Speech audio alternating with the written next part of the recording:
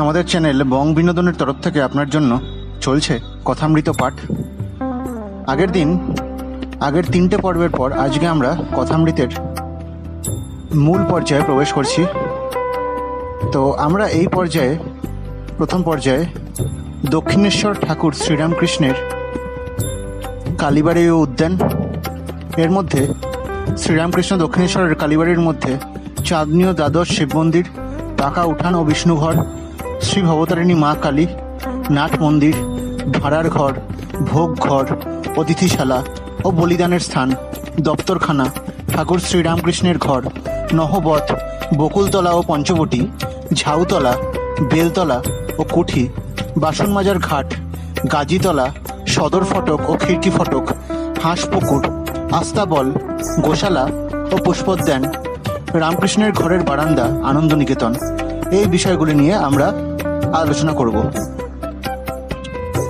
আজ রবিবার, ভক্তদের অবসর হইয়াছে, তাই তাহারা দলে দলে শ্রী পরমহংসদেবকে দর্শন করিতে দক্ষিণেশ্বরের কালীবাড়িতে আসিতেছেন। সকলেরই অবারিত দ্বার, যিনি আসিতেছেন ঠাকুর তাহারই সহিত কথা কইতেছেন। সাধু, পরমহংস, হিন্দু, খ্রিস্টান, ব্রহ্মজ্ঞানী, শাক্ত, বৈষ্ণবং, পুরুষ, স্ত্রীলোক সকলেই আসিতেছেন।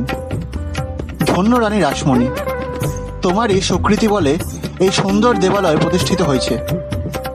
আবার এই সচল প্রতিমা, এই মহাপুরুষকে লোকে আসিয়া দর্শন ও পূজা করিতেছে। কালীবাড়িটি কলিকাতা হইতে 2.5 ক্রোশ উত্তরে হইবে, ঠিক গঙ্গার ওপারে। নৌকা হইতে নামিয়া সুবিস্তীর্ণ সোপানাবলী দিয়া পূর্বাশ্ব হইয়া উঠিয়া কালীবাড়িতে প্রবেশ করিতে হয়। এই ঘাটে পরমহংসদেব স্নান করিতেন। সোপানের পরেই চাঁদনী। সেখানে ঠাকুরবাড়ির চৌকিদারেরা থাকে, তাহাদের খাটিয়া, আম কাঠের সিন্ধুক, 2-1টা লোটা সেই চাঁদনীতে মাঝে মাঝে পড়িয়া থাকে। পাড়ার বাবুরা যখন গঙ্গা স্নান করিতে আসেন, কেহ কেহ সেই চাঁদনীতে বসিয়া খোশ গল্প করিতে করিতে তেল মাখেন। যে সকল সাধু, ফকির, বৈষ্ণবী অতিথিশালার প্রসাদ পাইবেন বলিয়া আসেন, তাহারাও কেহ কেহ ভোগের ঘণ্টা পর্যন্ত এই চাঁদনীতে অপেক্ষা করেন। কখনো কখনো দেখা যায় গৈরিক বস্ত্রধারিণী ভৈরবী ত্রিশূল হস্তে এই স্থানে বসিয়া আছেন। তিনিও সময় হইলে অতিথিশালায় যাইবেন। চাঁদনীটি দ্বাদশ শিব মন্দিরের ঠিক মধ্যবর্তী। তন্মধ্যে 6টি মন্দির চাঁদনীর ঠিক উত্তরে আর 6টি চাঁদনীর ঠিক দক্ষিণে।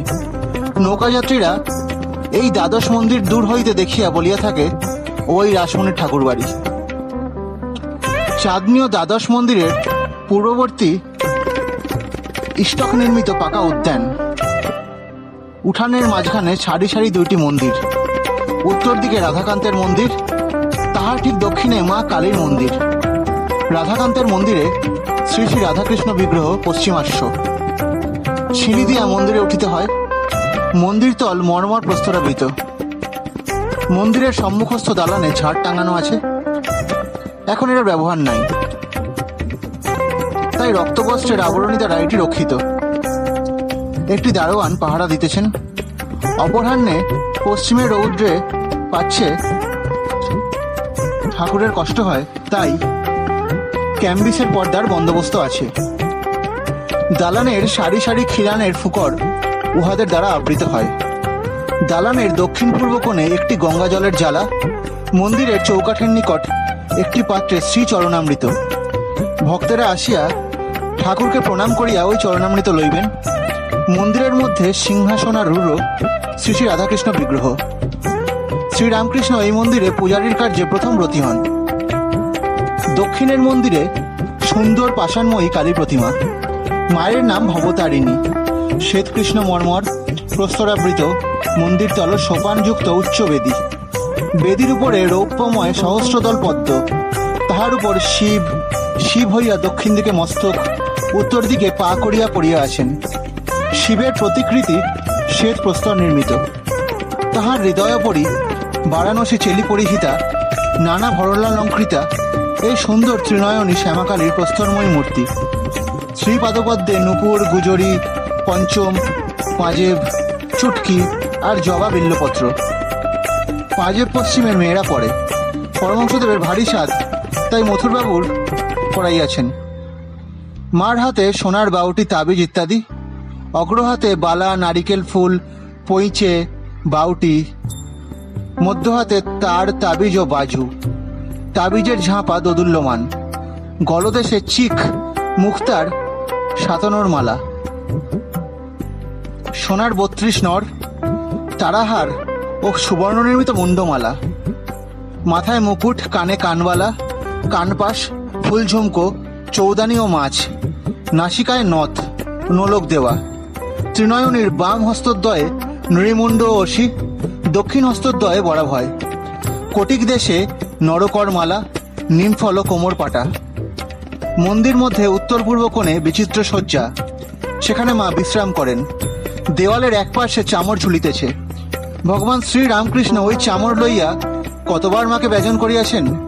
বেদির উপর পদ্মাসনে রূপার গেলাসে জল, তলায় সারি সারি ঘটি, তন্মধ্যে শ্যামার পান করিবার জল।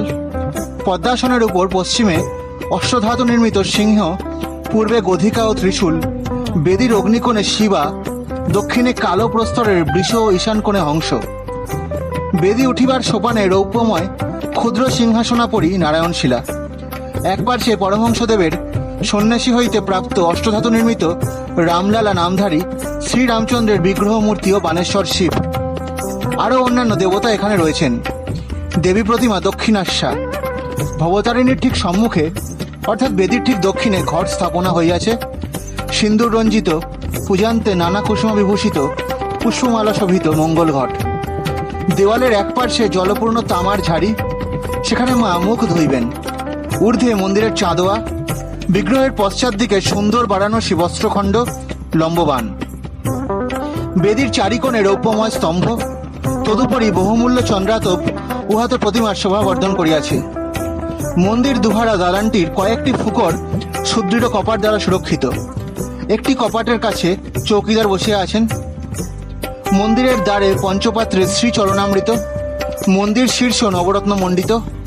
নিচের থাকে 4টি চূড়া, মধ্যের থাকে 4টি, সর্বোপরি একটি চূড়া এখন ভাঙিয়া রহিয়াছে। এই মন্দিরে এবং রাধাকান্তের ঘরে পরমহংসদেব পূজা করিয়াছিলেন। কালী মন্দিরের সম্মুখে অর্থাৎ দক্ষিণ দিকে সুবিস্তৃত নাট মন্দির। নাট মন্দিরের উপরে শ্রী মহাদেব ও নন্দীয় ভৃঙ্গি। মার মন্দিরে প্রবেশ করিবার পূর্বে ঠাকুর শ্রীরামকৃষ্ণ মহাদেবকে হাতজোড় করিয়া প্রণাম করিতেন, যেন তাহার আজ্ঞা লইয়া মন্দিরে প্রবেশ করিতেছেন। নাট মন্দিরের উত্তর দক্ষিণে স্থাপিত 2 সারি অতি উচ্চ স্তম্ভ, তদুপরি ছাদ। স্তম্ভ শ্রেণীর পূর্ব দিকে ও পশ্চিম দিকে নাট মন্দিরের 2 পক্ষ।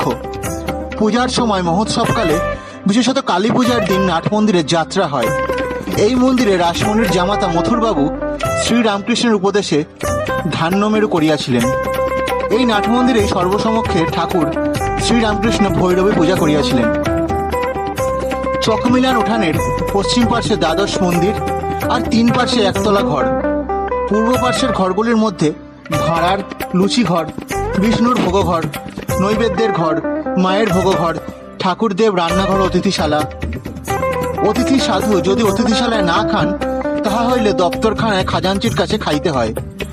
খাজাঞ্চি ভাণ্ডারীকে হুকুম দিলে সাধু ভাঁড়ার হইতে সিধা লন। নাট মন্দিরের দক্ষিণে বলিদানের স্থান। বিষ্ণুঘরের রান্না নিরামিষ। কালীঘরের ভোগের ভিন্ন রন্ধনশালা। রন্ধনশালার সম্মুখে দাসীরা বড় বড় বাটি লইয়া মাছ কুটিতেছে। অমাবস্যায় একটি ছাগ বলি হয়। ভোগ 2 প্রহরের মধ্যে হইয়া যায়। ইতিমধ্যে অতিথিশালায় একখানা শালপাতা লইয়া সারি সারি কাঙ্গাল বৈষ্ণব সাধু অতিথি বসিয়া পড়ে। ব্রাহ্মণদের পৃথক স্থান করিয়া দেয়া হয়। কর্মচারী ব্রাহ্মণদের পৃথক আসন হয়। খাজাঞ্চির প্রসাদ তাহার ঘরে পৌঁছাইয়া দেয়া হয়। জানবাজারের বাবুরা আসিলে কুটিতে থাকেন, সেইখানে প্রসাদ পাঠানো হয়। উঠানের দক্ষিণে সারি সারি ঘরগুলির দপ্তরখানা, কর্মচারীদিগের থাকিবার স্থান।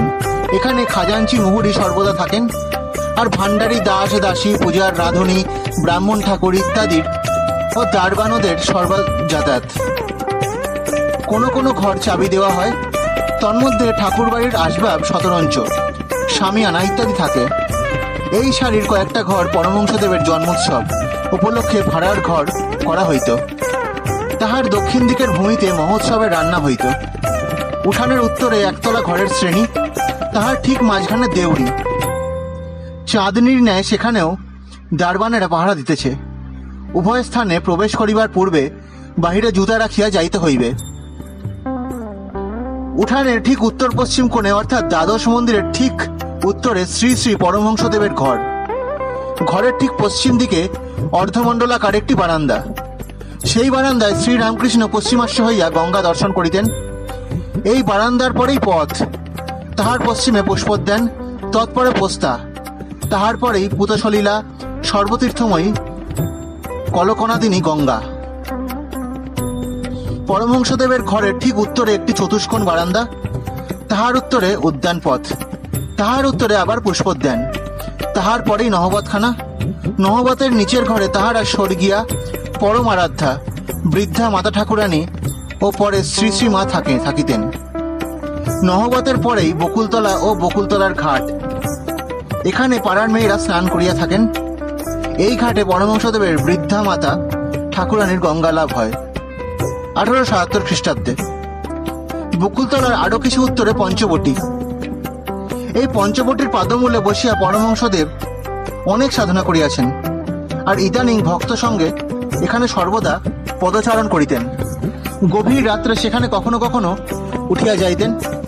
পঞ্চবটির বৃক্ষগুলি বট, অশ্বত্থ, নিম, আমলকি ও বিল্ল ঠাকুর নিজের তত্ত্বাবধানে রোপণ করিয়াছিলেন। শ্রী বৃন্দাবন হইতে ফিরিয়া আসিয়া ভগবান শ্রীরামকৃষ্ণ তাহাতে অনেক ঈশ্বর চিন্তা, অনেক তপস্যা করিয়াছিলেন। এই কুঠির এক্ষণে পাকা হইয়াছে। পঞ্চবটির মধ্যে সাবেক একটি বটগাছ আছে, তৎসঙ্গে একটি অশ্বত্থ গাছ, দুইটি মিলিয়া যেন একটি হইয়াছে। বৃদ্ধ গাছটি বয়সাধিক্যশত বহু কোটরা বিশিষ্ট, নানা পক্ষী সমাকুল ও অন্যান্য জীবেরও আবাসস্থান হইয়াছে। পাদমূলে ইষ্টক নির্মিত সোপানযুক্ত মণ্ডলকার বেদী সুশোভিত। এই বেদীর উত্তর পশ্চিমাংশে আসীন হইয়া ভগবান শ্রীরামকৃষ্ণ অনেক সাধনা করিয়াছিলেন। আর বৎসের জন্য যেমন গাভী ব্যাকুল হয়, সেইরূপ ব্যাকুল হইয়া ভগবান কত ডাকিতেন। আর সেই পবিত্র আসনাপরি বটবৃক্ষের সখী বৃক্ষ অশ্বত্থের একটি ডাল ভাঙিয়া পড়িয়া রহিয়াছে। ডালটি একেবারে ভাঙিয়া যায় নাই, মূলতরুর হইতে অর্ধসংলগ্ন হইয়া আছে। বুঝি সে আসনে বসিবার এখন আর কোনো মহাপুরুষ জন্মেন নাই। পঞ্চবটির আরো খানিকটা গিয়া উত্তরে লোহার তারের রেল আছে। সেই রেলের উপর ঝাউতলা, সারি সারি 4টি ঝাউ গাছ। ঝাউতলা দিয়া পূর্ব দিকে খানিকটা গিয়া বেলতলা। এইখানেও পরমহংসদেব অনেক কঠিন সাধনা করিয়াছিলেন। ঝাউতলা ও বেলতলার পরেই উন্নত প্রাচীর, তাহারই উত্তরে গভর্নমেন্টের বারান্দা ঘর। উঠানের দেউড়ি হইতে উত্তর মুখে বহির্গত হইয়া দেখা যায় সম্মুখে দ্বিতল কুঠি। ঠাকুর বাড়িতে আসিলে রানী রাসমণি, তাহার জামাই মথুরবাবু প্রভৃতি এই কুঠিতে থাকিতেন। তাহাদের জীবদ্দশায় পরমহংসদেব এই কুঠির বাড়ির নিচের পশ্চিমের ঘরে থাকিতেন। এই ঘর হইতে বকুলতলার ঘাটে যাওয়া যায় ও বেশ গঙ্গা দর্শন হয়। উঠানের দেউড়ি ও কুঠির মধ্যবর্তী যে পথ, সেই পথ ধরিয়া পূর্ব দিকে যাইতে যাইতে ডান দিকে একটি বাঁধা ঘাট বিশিষ্ট সুন্দর পুষ্করিণী। মা কালীর মন্দিরের ঠিক পূর্ব দিকে এই পুকুরের একটি বাসন মাজার ঘাট ও উল্লিখিত পথের অনতি দূরে আর একটি ঘাট। পথপার্শ্বস্থিত ওই ঘাটের একটি নিকট গাছ রয়েছে, তাহাকে গাজীতলা বলা হয়। ওই পথে ধরিয়া আর একটু পূর্বমুখে যাইলে আবার একটি দেউড়ি, বাগান হইতে আসিবার সদর ফটক। এই ফটক দিয়ে আলমবাজার বা কলিকাতার লোক যাতায়াত করেন।